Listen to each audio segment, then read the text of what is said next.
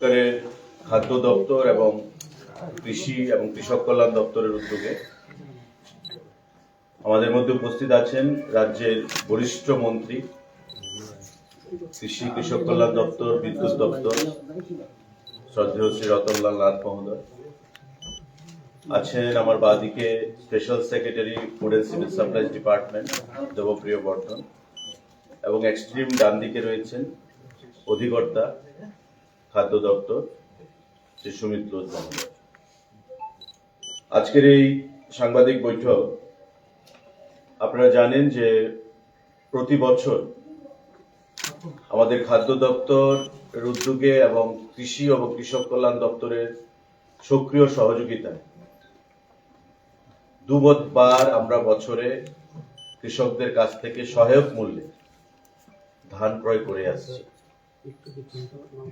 এবং আমাদের সরকার গঠিত হওয়ার পর নির্বাচনী আমাদের প্রতিশ্রুতি অনুযায়ী প্রতি বছর আমরা এই ধান ক্রয় দুবার করে আসছি। এবারও মরশুমে আমাদের সরকার আমরা সিদ্ধান্ত গ্রহণ করেছি, মাননীয় মুখ্যমন্ত্রী পৌরোহিত্যে আমাদের মিটিং অনুষ্ঠিত হয়েছে, এবং এবারকার মরশুমে আমরা 18,000 এমটি ধান লক্ষ্যমাত্রা রেখেছি আমরা ক্রয় করব কৃষকদের কাছ থেকে। আগামী 28শে জানুয়ারি এবারকার মরশুমের ধান ক্রয় করা শুরু হবে, এবং তার শুরুয়াত করব আমরা উত্তর জেলা থেকে, ধর্মনগর থেকে।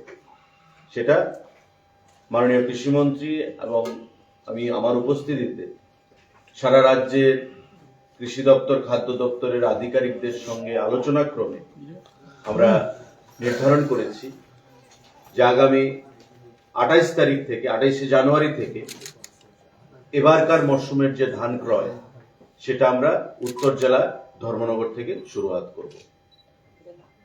আমি আলোচনার পর মাননীয় কৃষিমন্ত্রী আলোচনা রাখবেন। এবারকার মরশুমে যেটা ধান আমরা ক্রয় করব, আপনারা জানেন যে 23 টাকা এমএসপি ছিল, সেটা বৃদ্ধি করা হয়েছে 23 টাকা 69 পয়সা এবারকার এমএসপি। এবং এখন পর্যন্ত আমাদের সরকার গঠিত হওয়ার পর থেকে যে পরিমাণ ধান আমরা ক্রয় করেছি তার পরিমাণটা হচ্ছে 2,44,303 মেট্রিক টন। 2,44,303.795 মেট্রিক টন ধান আমরা এখন পর্যন্ত সর্বসাকুল্যে ক্রয় করতে আমরা পেরেছি। টোটাল ফার্মার, কৃষক তাতে উপকৃত হয়েছেন 1,25,454 জন। 1,25,454 জন কৃষক তাতে উপকৃত হয়েছেন এই ডাইরেক্টলি প্যাডি প্রকিউরমেন্ট থেকে। এবং টোটাল যে এমএসপি অর্থরাশি আমরা প্রদান করেছি রাজ্যের কৃষককে, সেটা হচ্ছে 489.71 লক্ষ টাকা, কোটি টাকা।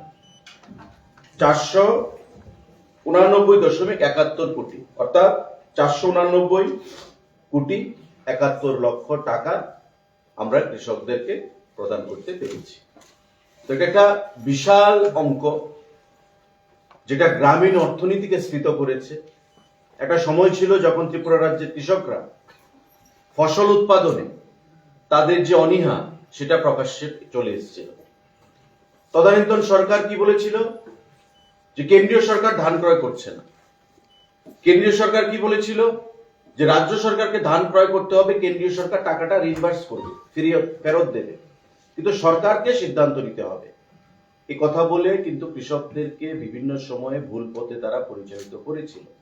আমাদের সরকার গঠিত হওয়ার প্রাক্কালে আমাদের প্রাক্তন মুখ্যমন্ত্রী বলেছিলেন, আমাদের দল বলেছিল যে সরকার গঠিত হওয়ার পর প্রথম ক্যাবিনেটে আমরা প্যাডি প্রকিউরমেন্টের সিদ্ধান্ত গ্রহণ করব, এবং প্রথম ক্যাবিনেটে, এখানে মাননীয় বরিষ্ঠ মন্ত্রী রয়েছেন রতনলাল নাথ মহোদয়, প্রথম ক্যাবিনেটে আমাদের এই প্যাডি প্রকিউরমেন্টের সিদ্ধান্ত গ্রহণ করা হয়েছিল, এবং তারপর থেকে আমাদের এই প্রকিউরমেন্ট প্রসেস চলছে।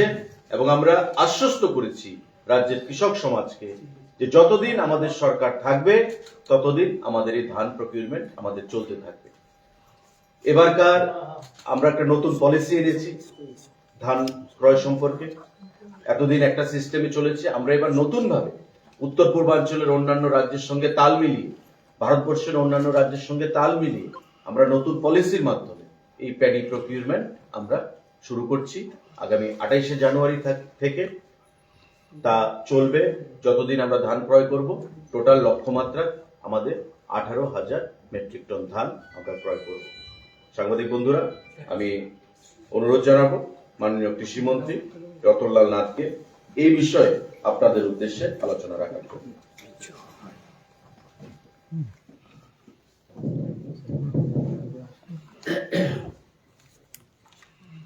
মাননীয় খাদ্যমন্ত্রী,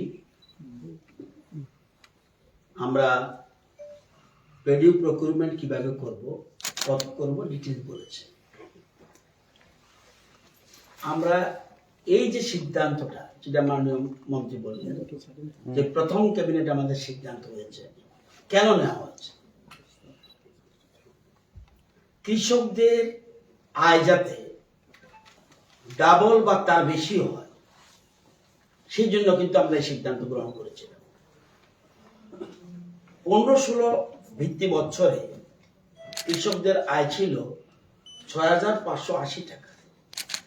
আজকের দিনে কৃষকদের ধীরে ধীরে এটা বাড়তে বাড়তে 18-19-এ 8,982, 20-21-এ 11,096 এবং সর্বশেষ যে সমীক্ষা 13,590 টাকা কৃষকদের মাসিক আয়। এই সিদ্ধান্তর মূল উদ্দেশ্য হলো একদিকে কৃষকের আয় বৃদ্ধি করা, সাথে সাথে রাজ্যের উৎপাদন বৃদ্ধি করা। একটা রাজ্যের একটু, গতকাল আমরা 15 রাজ্যের মর্যাদা আমরা এই দিনটি আমরা পালন করেছি। জিএসডিপি অর্থাৎ একটা রাজ্যের উন্নয়নটা কিভাবে হয়েছে, কি হয়েছে, কিভাবে অ্যাসেসমেন্ট করবে।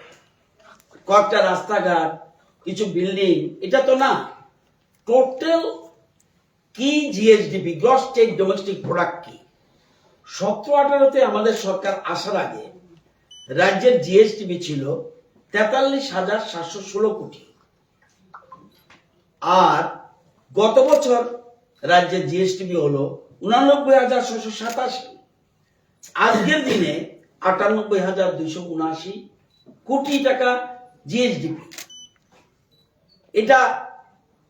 এবং আমাদের প্ল্যান কি 2030-এ 1,64,000 কোটি আমাদের জিএসডিপি টার্গেট নেওয়া। এই যে আমাদের প্রধানমন্ত্রী বলছে এবং মুখ্যমন্ত্রী বলছে 2047 আমাদের টার্গেট 10,38,000 কোটি টাকা আমাদের জিএসডিপি প্ল্যানিং। এই নিয়ে আমরা এগোচ্ছি। এটা নিতে হলে কি করতে হবে? সবকিছুতে প্রোডাকশন বৃদ্ধি করতে হবে।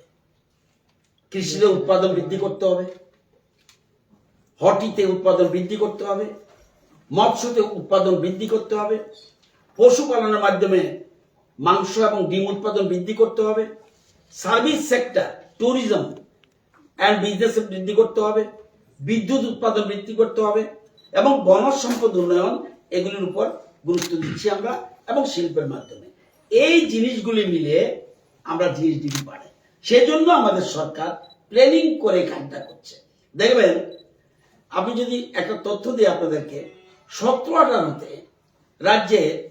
রাজ্যের উৎপাদন ছিল ধান উৎপাদন 7,70,000 মেট্রিক টন। আমাদের গত বছরের আমাদের উৎপাদন 8,30,000 মেট্রিক টন। কত বেড়ে গেছে! ওই যে আমরা এই যে কৃষকদের ধান কিনছি বিভিন্ন রকম ভাবে, তাদের উৎপাদন আজকে, অতীতে কিন্তু কৃষকরা মাঠ থেকে মুখ ফিরিয়ে নিয়েছিল, আজকে কৃষকরা উৎপাদনের দিকে যাচ্ছে, শিক্ষিত ছেলে মেয়েরা পর্যন্ত যাচ্ছে কৃষি, হর্টি, মৎস্য, এই যে যা পশুপালন সবকিছুতে, এবং ট্যুরিজম। আমরা এবং আপনি দেখবেন ডোনার মিনিস্টার কালকে আসছে, দেখবেন আপনার আমাদের ট্যুরিজম মিনিস্টারও নারায়ণগঞ্জে যাবে বিভিন্ন রকম উদ্ঘাটনের জন্য।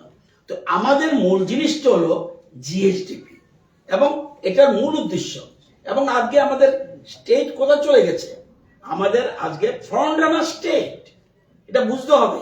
তো সেই জন্য এই সিদ্ধান্ত খুব গুরুত্বপূর্ণ সিদ্ধান্ত আমরা গ্রহণ করেছিলাম, এবং কোনোদিনই আমরা আমাদের সরকার গঠন পর আমরা একটা মিলিত, এবং কি করোনার সময় আমরা মিলিত, যদিও কম প্রোডাকশন কম কালেকশন নিয়েছে, কিন্তু এটা আমরা করেছি। আপনারা জানেন আজকে ভারতবর্ষকে প্রধানমন্ত্রী কি চাইছে, বিশ্বের শস্য ভান্ডার করতে। আপনাদের ইনফরমেশনের জন্য বলছি, 24-25 crop year, India produced about 150.18 million tons of rice, higher than China, 145.28 million tons. এবং এবারে আমাদের টার্গেট 151 মিলিয়ন টনস। আজকে বিশ্বের সর্বশ্রেষ্ঠ, একদিকে আমরা দুধ উৎপাদনে 1 নম্বর হয়ে গেছে, আগেই ছিলাম, এখন ধান উৎপাদনে আমরা চলে গেছি 1 নম্বরে বিশ্বে। যদিও রপ্তানি আমরা আগে তাদের থেকে বেশি করতাম, আজকে চায়নার উপরে চলে গেছে। আজকে সবকিছুতে কোথায়, এই জন্যই এই যে বলছে $5 ট্রিলিয়ন কথা বলছে, এইসব কারণে আজকে দেখছে যে প্রোডাকশন কিভাবে বৃদ্ধি করতে হয়, এই জন্য আমরা এই ধরনের সিদ্ধান্ত নিয়েছি। আজকে এই জায়গাটার জন্য মাননীয় কৃষি দপ্তর উৎপাদন করে, খাদ্য দপ্তর পারচেজ করে, এই যে জয়েন্টলি আমরা এগিয়ে নিয়ে যাচ্ছি আমাদের রাজ্যকে। ক্লিয়ার? কোনো কোশ্চেন এই বিষয়ে? স্যার 24-25-এ স্যার খাদ্য দপ্তর কত ধান ক্রয় করেছে? 24-25-এ হ্যাঁ। আমাদের টোটাল ফার্স্ট ক্রপ, যেটা দুবার তো হয় বছরে, ফার্স্ট ক্রপে আমরা করেছিলাম 17,497.109 MT। সেকেন্ড ক্রপে আমরা করেছি 18,946.990 MT, মানে 17,500 প্রথম ক্রপে, আর তারপরের ক্রপে 18,500-এর উপরে সিমিলারিটি আছে। এই বছর 18,000 18,500 এভারেজ। এই বছর কি কোনো বৃদ্ধি পাবে? এই বছর 18,000 MT 18,000 টার্গেট দিয়েছে। কৃষিমন্ত্রীর কাছে মাননীয় একটা প্রশ্ন, এই ফিনান্স কমিশনের যে একটা অবজারভেশন ছিল যে ত্রিপুরাতে কৃষকরা মানে ক্রমশ মানে ক্ষেত থেকে সরে আসছে, এরকম একটা অবজারভেশন ফিনান্স কমিশনে ছিল, এটার কি কোনো আপডেট আছে? কোনো আপডেট না, এটা ছিল হ্যাঁ, যখন এখন লেফট ফ্রন্ট গভর্নমেন্ট যখন এই রাজ্যে ছিল, প্রচুর জায়গা ভ্যাকেন্ট ছিল, কৃষিমুখী হয়নি, মাঠমুখী হয়নি কৃষকরা। আজকে আপনি যাবেন প্রত্যেক জায়গায়, আমাদের আপনারা জানেন যে সাউথ, গোমতী এবং সিপাহীজলা আমরা বর্তমানে আগের থেকেই আমরা ধান উৎপাদনে আমরা স্বয়ংসম্পন্ন। এবার আমাদের খোয়াই এবং ধলাইও ওই জায়গায় চলে যাচ্ছে, সার্ভে লেটেস্ট রিপোর্ট আসেনি, কিন্তু হিউজ এবার আরো বেশি ধান ক্রিয়ার জন্য বলছে, অর্থাৎ প্রোডাকশন এত বেশি হয়েছে। তার মানে কেন, কৃষি দপ্তর এবং কেন্দ্রীয় সরকার রাজ্য সরকার মিলে সমস্ত রকম এই যে কৃষি যন্ত্রপাতির থেকে আমরা নিউ বারবার আমরা আজকে কেন ভারতবর্ষ এই জায়গায় যাচ্ছে, যত নিউ টেকনোলজি সব গ্রহণ করছে ইন্ডিয়া গভর্নমেন্ট, এবং আমরা এগুলা অ্যাডপ্ট করছি। তো সুতরাং আমরা এখন মানুষকে কৃষিমুখী করতে পারছি, এটা আমাদের সার্থকতা। যদিও আমরা আবার অর্গানিক ফার্মিং এ যাচ্ছি, আমাদের ন্যাচারাল ফার্মিং এ যাচ্ছি, ওটা আছে, এরপরও আমাদের কিন্তু প্রোডাকশন বৃদ্ধি হচ্ছে। স্যার আমার একটা স্যার, আপনি যখন রাজ্যের উৎপাদনের বৃদ্ধির কথা ভাবছেন, কৃষকদের আরো সফলতা নিয়ে বলছেন, তো কিছু কিছু মানুষের কৃষকের অভিযোগ যে রাজ্যে অনেক জায়গায়, যেমন পশ্চিম ত্রিপুরায়, তারা তাদের কৃষি জমিতে কৃষি করতে পারছে না, কারণ যে কৃষি জমির পাশে জমিগুলি মাটিতে ভরাট করে ফেলছে, বাস্তু করে ফেলছে, যেটা নাকি সম্পূর্ণ বেআইনিভাবে করা হচ্ছে। তাদের বিভিন্নভাবে পত্রিকাতে এবং নিউজে চলে আসছে এই জিনিসগুলো, যে তারা কৃষি করতে পারছে না পাশের জমিটা ভরাট করার ফলে। তো সেই বেআইনিভাবে যারা করছে, এটি নিয়ে আপনারা কি ব্যবস্থা নেবেন? আমাদের মন্ত্রিসভায় ব্যাপারে আলোচনা হয়েছে, এটা একটা সমস্যা। একটা পরিবারে 3 ভাই থাকলে একটা বাড়ি ছিল আগে, এখন সে নতুন বাড়ি করতে যাচ্ছে, তার কৃষি জমির মধ্যে যেহেতু আর জায়গা নেই, সে করতে যাচ্ছে। এখানে বড় জটিল পরিস্থিতি। আমাদের রাজ্যে কৃষি জমির পরিমাণ কম, অনলি 24%, কিন্তু এর মধ্যে আমরা আধুনিক পদ্ধতিতে, এই জন্য আমরা হাইড্রোপনিক সিস্টেম পর্যন্ত আমরা কৃষিকাজ করতে যাচ্ছি। উপরের দিকে কিভাবে করা যায়, ওইটা যেটা বলছেন, এসব সমস্যা আছে। সমস্যা নাই পৃথিবীতে, এমন সমস্যা কিভাবে দেখা যাচ্ছে যে কয়েকশো কানি বলবো এটা আপনি বলছেন, কিন্তু কয়েকশো কানি আপনার কাছে থাকলে স্পেসিফিক একটা জায়গার নাম বলুন তো, কয়েকশো কানি একটা জায়গা বলুন। আমি বলছি এমন কিছু বলবেন। বলতলা আছে, প্রতাপপুর দিকে মজা আছে। বলুন, মজা বলুন, হ্যাঁ? মজা। আমাকে যখন বলবেন স্পেসিফিক বলবেন, না, দেখা যাচ্ছে ডোন্ট টেক অ্যাডাইস। মজা বলুন, 100 কানি একসাথে ভরে ফেলেছে। টোটাল এরিয়ার ভিতরে 100 কানি না, একটা জায়গা আপনি বলছেন, আপনার এই কথার উপরে আমি যুক্তি থাকবো না। আমার বক্তব্য হলো সমস্যা আছে। আপনার কয় ভাই ছিলেন? 3 ভাই যখন বাড়ি করবেন তখন কোথায় করবেন? বাড়িতে, আকাশে? এটা সমস্যা আছে, এটা বুঝতে হবে। আমরা আলোচনা করেছি এই জিনিসগুলি, আমরা চেষ্টা করছি, সেই জন্যই ওদের সমস্যাটাও দেখতে হবে। বেআইনিভাবে আবার অ্যাকশনও নিচ্ছে কিছু কিছু ক্ষেত্রে, যখন সম্পূর্ণ বেআইনি চাচ্ছে না, আবার হিউম্যানিটি দেখতে হবে। ওর জায়গায় বাড়ি করবে, হ্যাঁ, এখন যদি দেখা যায় ঠিক, আপনার কথা ঠিক, যদি দেখা যায় 50 কানি 100 কানি করে ফেলছে, সেই জায়গায় সরকার স্টেপ নিচ্ছে, এটা নিচ্ছে নিশ্চয়ই। মাননীয় মন্ত্রী যেটা বললেন যে আলোচনা হয়েছে ক্যাবিনেটে বিস্তারিতভাবে মুখ্যমন্ত্রী পৌরোহিত্যে, এটাকে যারা এমন করছে তাদের বিরুদ্ধে ফাইনও হচ্ছে, কারণ এমনিতে কেউ যদি পারমিশন না নিয়ে সেখানে বাস্তু করে ফেলে নাল জমিকে, তার বিরুদ্ধে ফাইন হচ্ছে, অ্যাকশন নেওয়া হচ্ছে। আর আমি সাংবাদিক বন্ধুদের আবার বলবো, ফিগারটা একটু আপনারা নেবেন কাইন্ডলি। টোটাল প্যাডি এখন পর্যন্ত আমরা ক্রয় করেছি 2,44,303 এমটি। আমাদের সরকার আসার পর থেকে 2,44,303 এমটি। কৃষকের সংখ্যা যারা বেনিফিটেড হয়েছে 1,25,454 জন। বিরাট সংখ্যক, 1,25,454 জন। টোটাল যে অর্থরাশি কৃষকদের কাছে আমরা দিতে পেরেছি প্যাডি প্রকিউরমেন্টের মাধ্যমে 489 কোটি 71 লক্ষ টাকা। 489 কোটি 71 লক্ষ টাকা এখন পর্যন্ত আমরা কৃষকদেরকে দিতে পেরেছি। আর এবারকার এমএসপি হচ্ছে মানে পার কেজি 23 টাকা 69 পয়সা। এটাও টাকা বেড়েছে। এটাও 23 টাকা ছিল, 69 পয়সা আরো বৃদ্ধি পেয়েছে। দেখুন শুরুতে কত ছিল? শুরুতে ছিল আমাদের 17 টাকা 50 পয়সা। দেখুন 17 টাকা 50 পয়সা, আজকে 23 টাকা 69 পয়সা। তো প্রধানমন্ত্রী যেটা বলেন যে কৃষকরা হচ্ছে লক্ষ্মী, অন্নদাতা, কৃষকের আয় দ্বিগুণ করতে হবে, এই যে লক্ষ্যমাত্রা আমাদের রাজ্যে কিন্তু বিগত দিনে ছিল না। শুধু একটাই কথা, কেন্দ্রীয় সরকার তুলছে, ক্রয় করছে না। এবং গত কয়েকদিন আগে অ্যাসেম্বলি সেশনে আপনারা দেখেছেন বিরোধী দল নেতা উনিও বলেছেন যে না, এটা সরকারের উপর দোষ চাপাতে চাইছেন। এবং খাদ্যমন্ত্রী হিসাবে আমি দপ্তরের ডকুমেন্ট দিয়ে এটা প্রমাণিত হয়েছে, এবং উনিও সেটা স্বীকার করেছেন যে আগের সরকার তাদেরকে ভুল বুঝিয়ে কৃষক সমাজের মাধ্যমে বা কৃষক যে তাদের সংগঠন কৃষক সভার মাধ্যমে মানুষকে ভুল বোঝাতো, কৃষক সভাকে ভুল বোঝাতো, রাজ্যের কৃষকদেরকে ভুল বোঝাতো। কিন্তু আমাদের সরকার আসার পর ফার্স্ট ক্যাবিনেটে, মাননীয় মন্ত্রী তখন শিক্ষা দপ্তরে ছিলেন, ফার্স্ট ক্যাবিনেটে এই প্যাডি প্রকিউরমেন্ট এবং আমাদের আগরতলা বিমানবন্দরকে মহারাজা বিদ্যুৎ প্রবন্ধে উৎসর্গ করা, এই দুটো গুরুত্বপূর্ণ সিদ্ধান্ত আমরা গ্রহণ করেছিলাম। যতদিন সরকার থাকবে প্যাডি প্রকিউরমেন্ট আমাদের কন্টিনিউ থাকবে। যদি এডিসি আমরা যে প্রো ফার্মার, এটা বুঝেছেন, আমরা যদি পারলাম কিনতে, একটা সাধারণ কথা, শুধু আমরাও গভর্নমেন্ট, তারাও গভর্নমেন্টে ছিল, সরকার। আমাদের সরকার যদি পারচেজ করতে পারে, আগের সরকার 7 বছর আগে কেন পারচেজ করতে পারল না? এতে বোঝা যায় তাদের কৃষকদের প্রতি তাদের দরদ কত। এডিসি ইলেকশনের যদি হয়, মানে ঘোষণা হয়, কোড অফ কন্ডাক্টের মধ্যে কি প্রসেসের মধ্যে কোনো অলরেডি আমরা অ্যানাউন্স করি, অলরেডি অ্যানাউন্স কন্টিনিউয়াস প্রসেস আমরা অ্যানাউন্স করি। তো রেট্রোস্পেক্টিভ মানে এডিসি ইলেকশন তো কবে ঘোষণা হবে, এবং আমরা মিটিংও তো করে দিয়েছি। বাই দিস আমরা এই যে আমরা অলরেডি আজকে শুধু প্রেস না, এই প্রেসে দেখুন, প্রেসে ইনফরমেশন দেওয়া হয়েছে।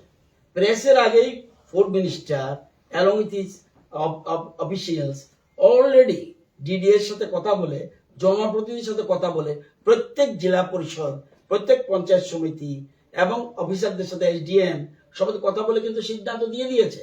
28 যে করবে আগে দিয়ে দিয়েছে। আমরা প্রেসে শুধু দেইনি, প্রেসে শুধু আজকে প্রেস কনফারেন্সের মাধ্যমে টেকনিক্যাল ব্যাপার হ্যাঁ। ছিল আমাদের, ওইগুলো সব সর্টেড আউট হয়েছে। গভর্নমেন্টের স্পোকসপারসন হিসেবে জিজ্ঞেস করছি যে ত্রিপুরা মাথার পক্ষ থেকে বলা হচ্ছিল যে সম্ভবত 18 এপ্রিল এডিসির মেয়াদ সম্পূর্ণ হচ্ছে, তো নির্দিষ্ট সময়ের মধ্যে নির্বাচন করা সংক্রান্ত বিষয়ে তারা সরকারের মুখ্যমন্ত্রীর কাছে দাবিও করেছেন। এই ক্ষেত্রে কোন রকমের অবস্থান গভর্নমেন্টের আছে কিছু? না, এখন পর্যন্ত নেই।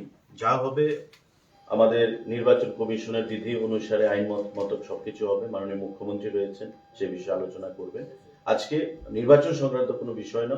যদি নির্বাচন সংক্রান্ত কোনো বিষয় আগামী দিনে আমাকে বলা হয় সরকারি মুখপাত্র হিসেবে বলার জন্য, নিশ্চয়ই আমরা আপনাদেরকে বলবো।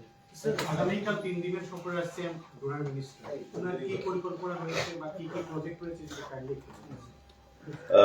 মাননীয় ডোনার মিনিস্টার শ্রী জ্যোতিরাদিত্য সিন্ধিয়া আগামীকালকে 3 দিনের রাজ্য সফরে আসছেন, এবং রাজ্য সফরে আসার পর উনি কিছু ডোনার স্পন্সার কিছু প্রজেক্টের শিলান্যাস করবেন।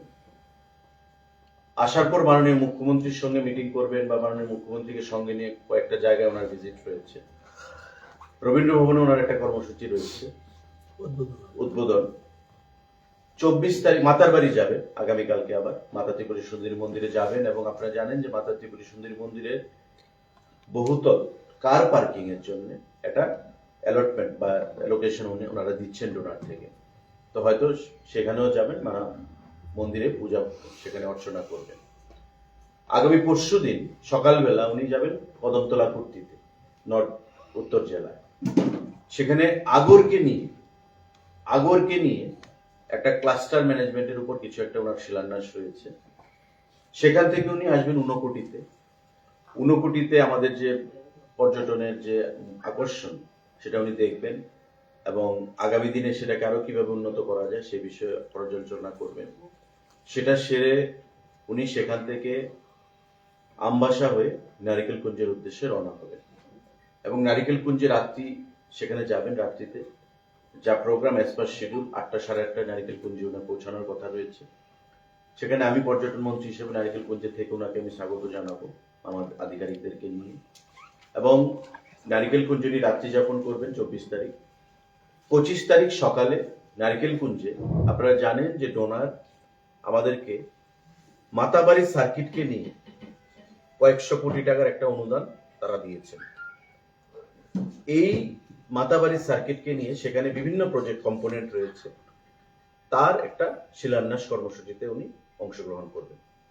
মাননীয় মুখ্যমন্ত্রীও ভার্চুয়ালি থাকবেন আমাদের সঙ্গে কানেক্টেড আগরতলা থেকে, এবং ওনার সঙ্গে আমিও থাকবো। পাশাপাশি ডোনারের আধিকারিকরাও থাকবেন, আমাদের রাজ্য সরকারের আধিকারিকরাও থাকবেন।